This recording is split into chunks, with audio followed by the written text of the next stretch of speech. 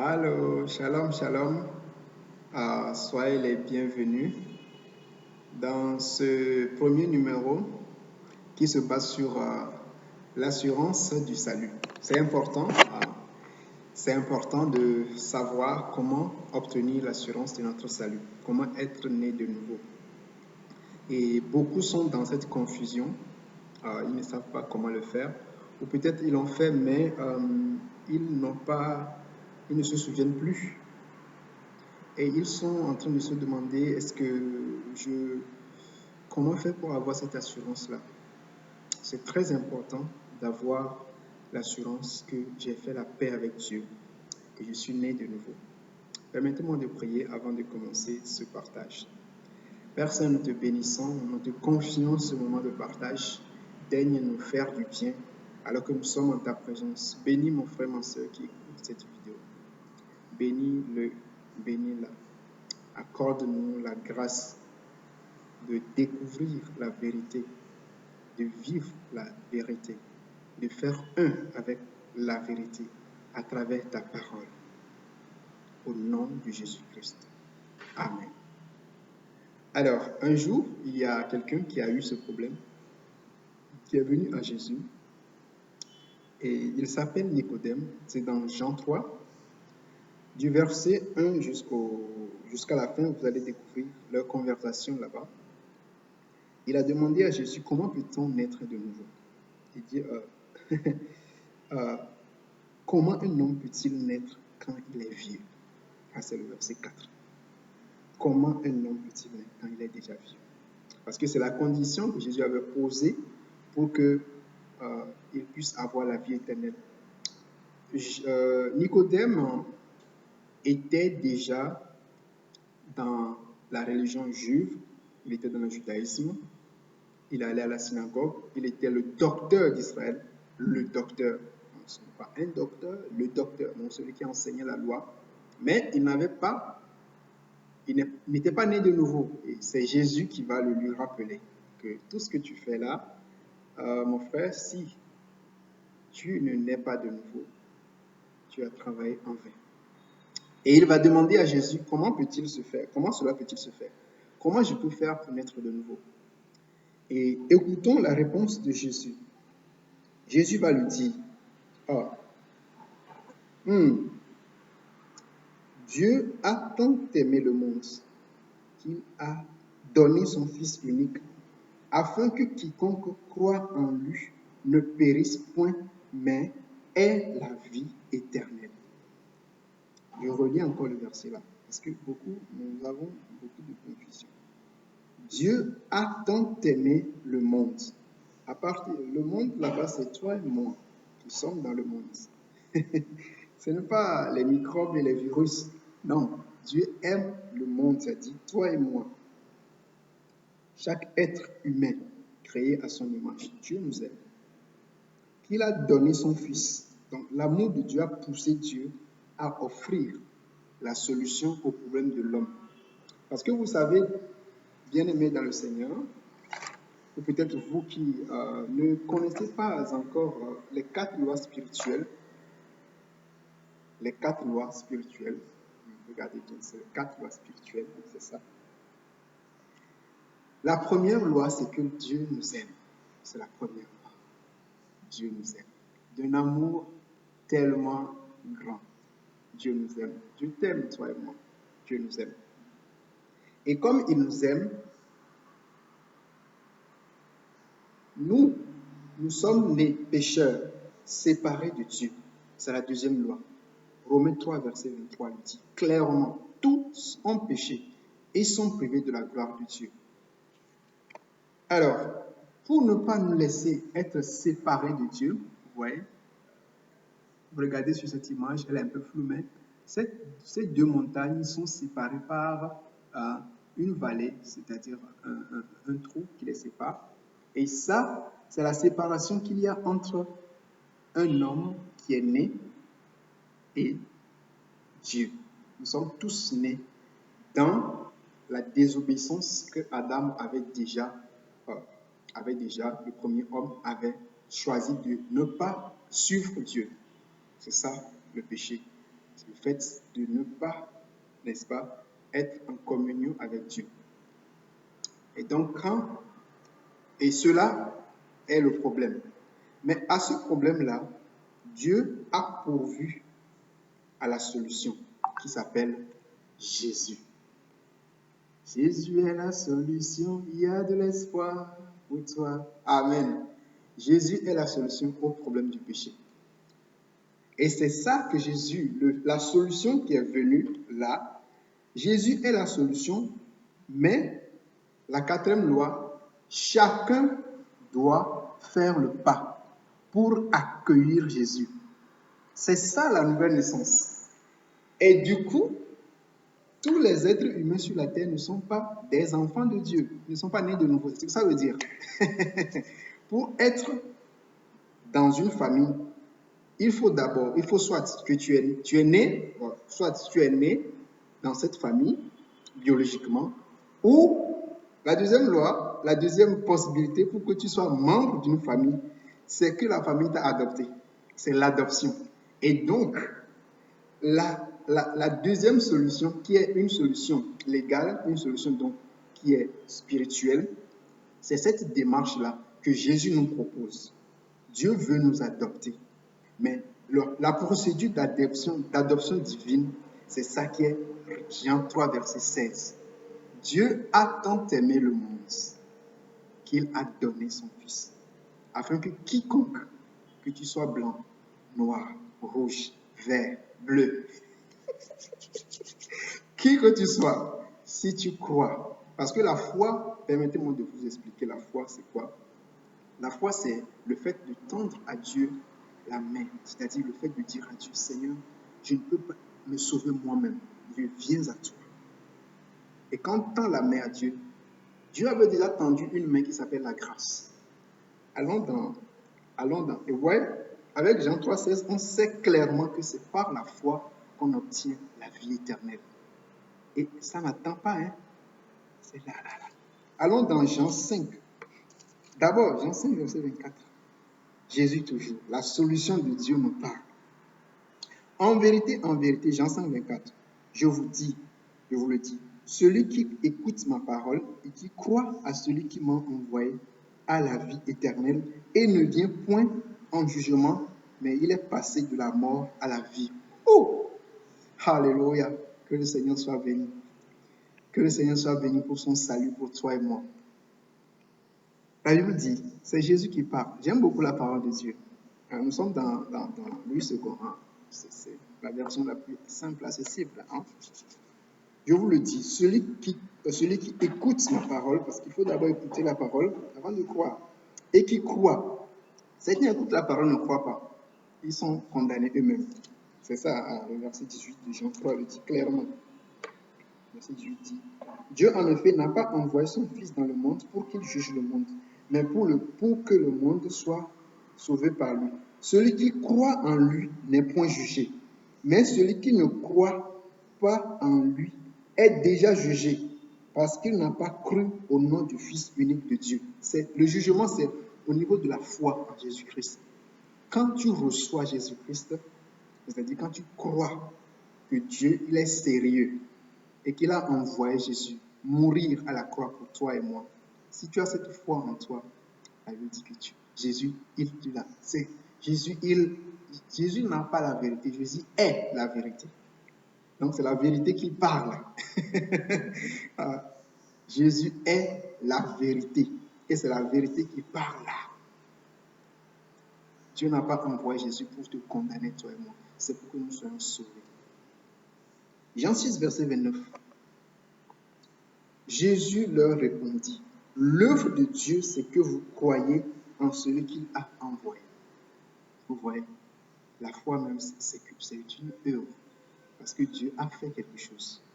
Dieu est venu en Jésus-Christ. Et il a payé le prix. Il a offert son sang. Il est mort à la croix pour toi et moi. Et en mourant à la croix, il a laissé un héritage qui s'appelle l'économie du salut. Et quand tu prends ta vie au sérieux, tu viens à Jésus comme avec une carte ATM et tu mets dans la grâce qui s'appelle Jésus, alors tu reçois le salut.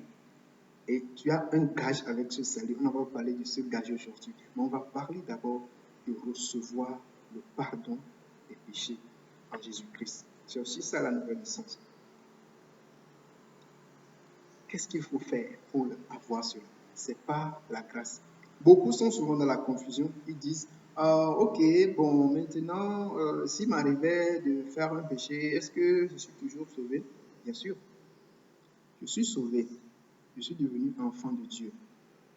Qu'est-ce que j'ai fait pour avoir la vie éternelle? Je n'ai rien fait. J'ai juste reçu. Maintenant, pourquoi je veux faire quelque chose pour pouvoir sauvegarder cette vie-là? Je n'ai rien à faire. Je dois d'abord recevoir l'amour de Dieu. Je dois être convaincu que Dieu m'aime. Parce que quand je suis né de nouveau, sur le plan spirituel invisible, Dieu m'inscrit sur la liste de ses enfants. En quoi faisant? En me donnant le Saint-Esprit. 1 Corinthiens 3, verset 16, 1 Corinthiens 6, verset 19 dit, ne savez-vous pas que vous êtes le temple du Saint-Esprit? Le Saint-Esprit ne peut pas habiter celui qui n'est pas enfant de Dieu, celui dont le péché n'a pas été expié. Parce qu'en Jésus-Christ, nous recevons l'expiation des péchés. Allons dans Romains, j'aime beaucoup la parole de Dieu. Allons dans Romains. La Bible, elle est claire, elle s'explique. La Bible n'a pas besoin qu'on la défende. Elle-même, elle se défend. Elle est claire, infaillible. Dans Romains 3, verset 20, la Bible dit, Romains 3, verset 26, de montrer sa justice dans le temps présent, de manière à être juste tout en justifiant celui qui a la foi en Jésus. Il n'y a plus donc de sujet de se justifier. Car nous pensons que l'homme est justifié par la foi sans les œuvres de la loi. Ça, c'est le verset 28. Amen. Dieu, il est clair là-dessus. C'est pourquoi il est important de lire Romains 10, verset 1 à 11, pour comprendre comment beaucoup de personnes aujourd'hui se battent pour avoir l'assurance du salut, pour avoir leur péché pardonné. Ils se battent. Alors qu'en Jésus-Christ, nous avons déjà reçu cela. Et que nous devons juste venir à Dieu pour recevoir cela. Et c'est pourquoi Paul va expliquer aux Juifs que vous avez du zèle dans Romains 10, verset 3. Mais ce zèle-là, c'est sans intelligence. Parce qu'ils n'ont pas encore compris comment Dieu rend les hommes justes. Et c'est pourquoi il va dire dans le verset, la justice, comment par la justice, par la foi. Parce que la justice par la loi est impossible. Nul ne peut être juste devant Dieu par les œuvres de la loi. La Bible est claire. Romains 3, verset 20 le dit clairement. Il n'y a pas sans commentaire. Car nul ne sera justifié devant lui par les œuvres de la loi. Nul. Quiconque, puisque c'est la loi, c'est par la loi que vient la connaissance du péché. La loi, c'est le microscope. C'est pas le microscope. La loi, c'est le microscope qui nous permet de voir quelles sont les maladies que j'ai. Tu as une maladie qui s'appelle le péché. Et quand tu vois ça avec le microscope, tu laisses le microscope et tu prends le médicament qui s'appelle le sang de Jésus, qui te lave, qui te purifie. Parce que c'est par le sang de l'agneau que nous l'avons vaincu. Alléluia. Ce n'est pas par nos œuvres. Qu'est-ce que tu vas faire pour plaire à Dieu? Tu ne peux pas. Mais Jésus a accompli la loi. C'est pourquoi on dit que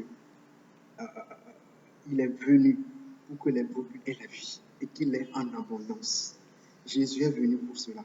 Il est venu satisfaire les exigences de la loi pour que toi et moi, nous puissions recevoir.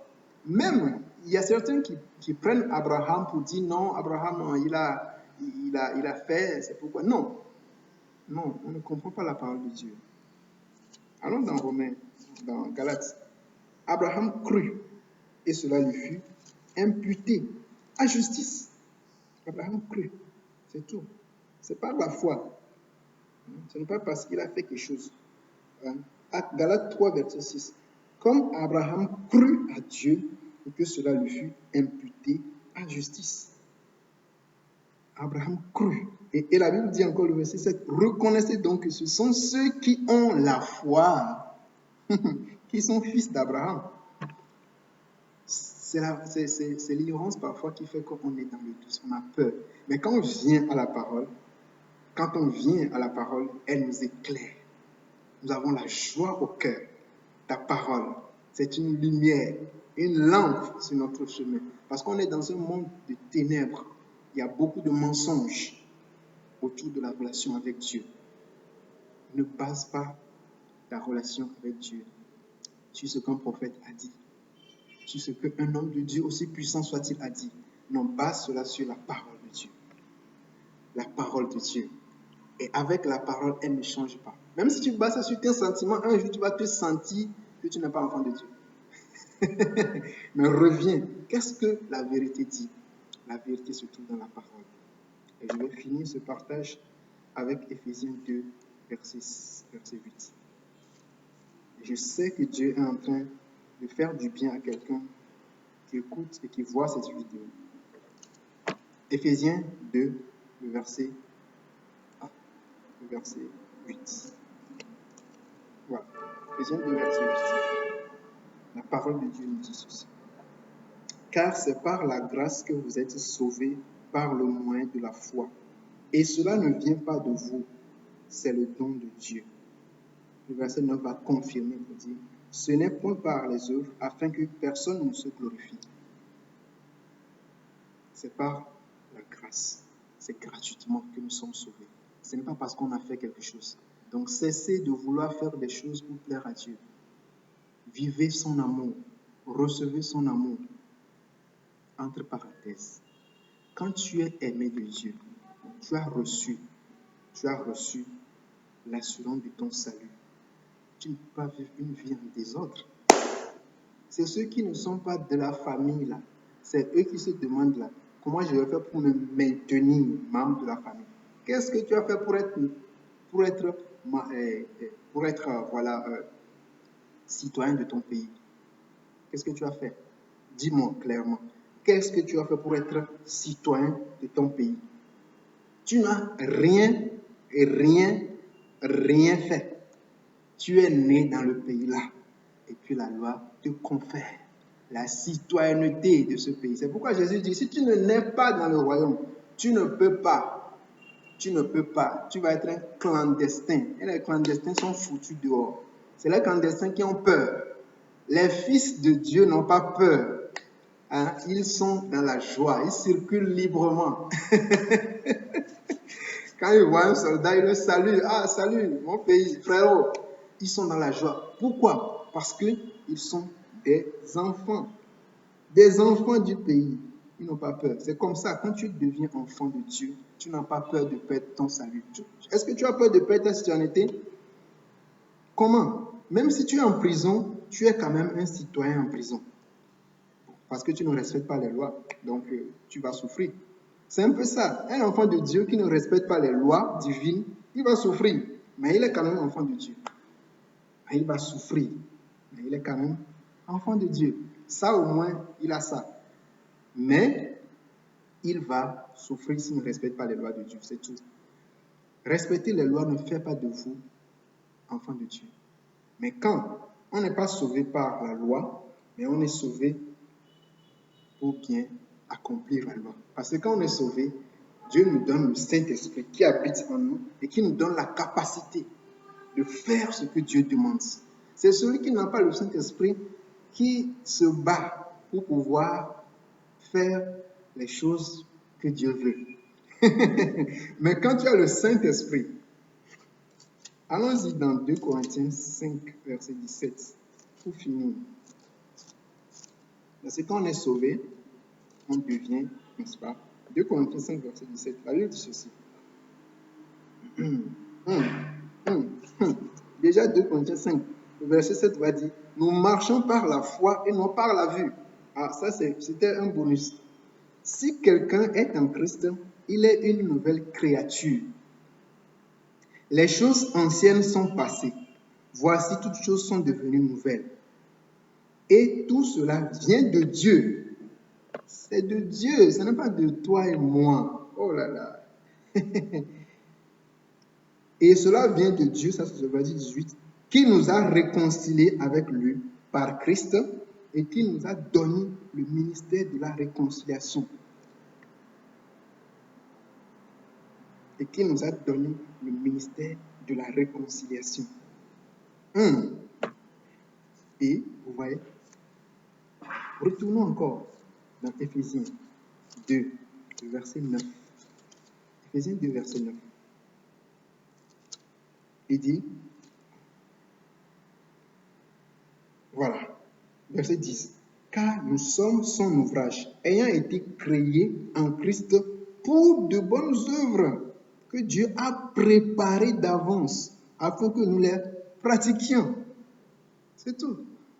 Donc, si quelqu'un il a peur, est-ce que si je fais ça, je serai encore membre de la famille? Non, mais ça ne va pas, non? Qu'est-ce que tu as fait pour être membre de la famille? Tu es né dans la famille. C'est pourquoi tu t'appelles X. C'est pourquoi tu t'appelles Y. Et donc, si tu es né dans la famille de Dieu, alors tu deviens enfant de Dieu.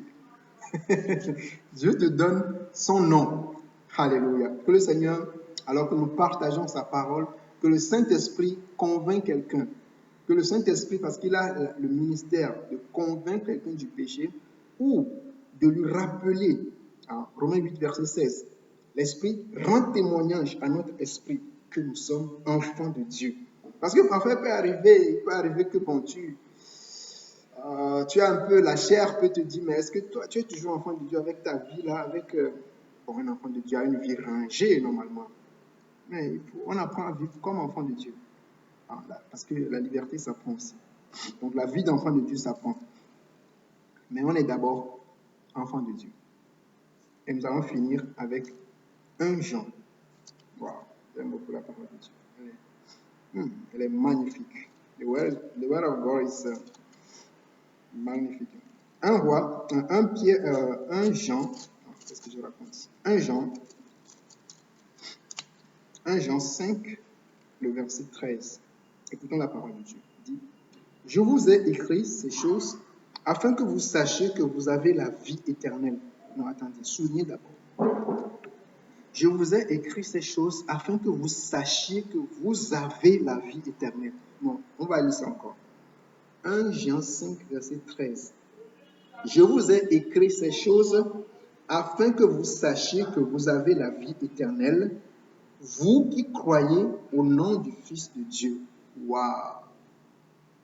Alléluia. Ceux qui ont la foi, c'est qui sont fils. Alors ce matin, si vous n'avez pas la foi, ou ce midi ou ce soir, ça dépend de l'heure à laquelle vous écoutez, vous suivez cette vidéo. Ne vous en faites pas de sa qualité, mais écoutez le message que Dieu vous donne, parce que la Bible dit que Dieu parle tantôt d'une manière, tantôt d'une autre. Et en écoutant cette vidéo, c'est Dieu qui vous parle, parce que Dieu veut que vous ayez la paix avec lui. Dieu ne veut pas que vous viviez une vie de doute, parce qu'il ne nous a pas donné un esprit de peur, un esprit de fils. Waouh! Que le Seigneur visite quelqu'un ce matin, que le Seigneur visite quelqu'un en ce moment pour donner la paix, l'assurance du salut. Et que, en ayant cette assurance, que le Seigneur te donne un nouveau départ dans la vie, un nouveau départ, pour que personne ne puisse te condamner. Dans la prochaine vidéo, nous allons voir pourquoi nous pouvons nous accrocher à la parole de Dieu par rapport à l'œuvre que Jésus-Christ a accomplie pour nous. Que le Seigneur vous bénisse, qu'il vous fasse du bien. Vous avez écouté la voix de votre frère Fandjimou Kossi Gabriel, dit bénédiction. Que Dieu vous bénisse abondamment. Shalom, shalom, shalom. À la prochaine. Merci. Bye.